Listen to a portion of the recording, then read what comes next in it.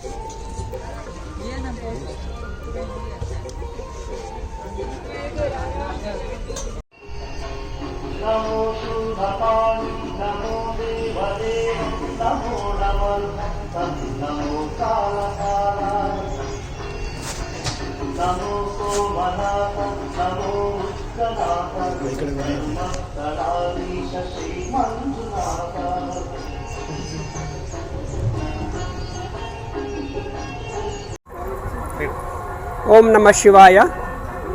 ಮಹಾಶಿವರಾತ್ರಿ ಶಿವನನ್ನು ಕುರಿತವಾಗಿ ನಾವು ರಾತ್ರಿ ಪೂರ್ತಿ ಜಾಗರಣೆ ಮಾಡಿಬಿಟ್ಟು ಅವನನ್ನು ಜಾಗರಣೆ ಮಾಡುವಂತಹ ಒಂದು ಪುಣ್ಯ ಕೆಲಸ.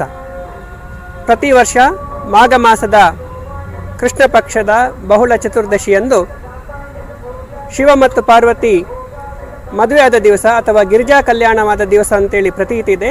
ಆ ದಿವಸ ನಾವೆಲ್ಲರೂ ರಾತ್ರಿ ಜಾಗರಣೆ ಮಾಡಿಬಿಟ್ಟು ಶಿವ ಧ್ಯಾನವನ್ನು ಮಾಡಿದರೆ ನಮ್ಮ ಆತ್ಮೋನ್ನತಿಯಾಗ್ತದೆ.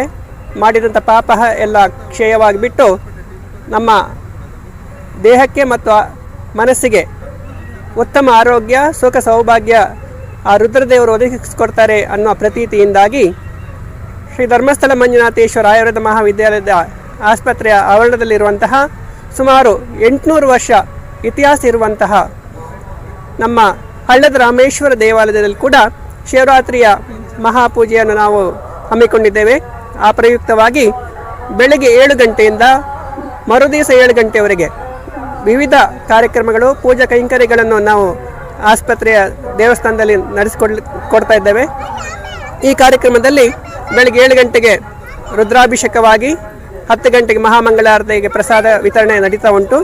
ಅದ ನಂತರ ಸಂಜೆ 4 ಗಂಟೆಯಿಂದ ನಾಳೆ ಬೆಳಗ್ಗೆ 7 ಗಂಟೆವರೆಗೆ ಅಖಂಡ ಭಜನೆ ಹಾಗೂ ಕುಣಿತ ಭಜನೆ ಕಾರ್ಯಕ್ರಮಗಳು ನಡೀಲಿಕ್ಕಿದೆ. ಅದೇ ರೀತಿಯಾಗಿ ವಿವಿಧ ಸಾಂಸ್ಕೃತಿಕ ಕಾರ್ಯಕ್ರಮಗಳು ಕೂಡ ನಡೀಲಿಕ್ಕಿದೆ.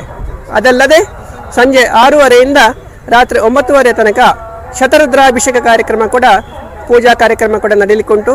9:30ಯಿಂದ 10:30 ತನಕ ವಿಶೇಷವಾಗಿ ಅಷ್ಟಾವಧಾನ ಸೇವೆ ಕಾರ್ಯಕ್ರಮ ಕೂಡ ನಮ್ಮ ರುದ್ರದೇವರಿಗೆ, ರಾಮೇಶ್ವರ ದೇವರಿಗೆ ನಾವು ಸಮರ್ಪಿಸಲಿಕ್ಕಿದ್ದಾರೆ.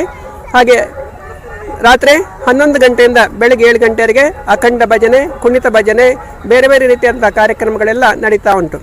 ಎಲ್ಲ ಕಾರ್ಯಕ್ರಮಗಳಿಗೆ ಹಾಸನದ ಜನತೆಗಳು ಬಂದು ಭಾಗವಹಿಸಿ ಶ್ರೀ ಹಳ್ಳದ ರಾಮೇಶ್ವರ ದೇವರ ಕೃಪಾ ಕಟಾಕ್ಷಕ್ಕೆ ಪಾತ್ರರಾಗಬೇಕೆಂದು ನಾನು ವಿನಂತಿಸ್ತೇನೆ.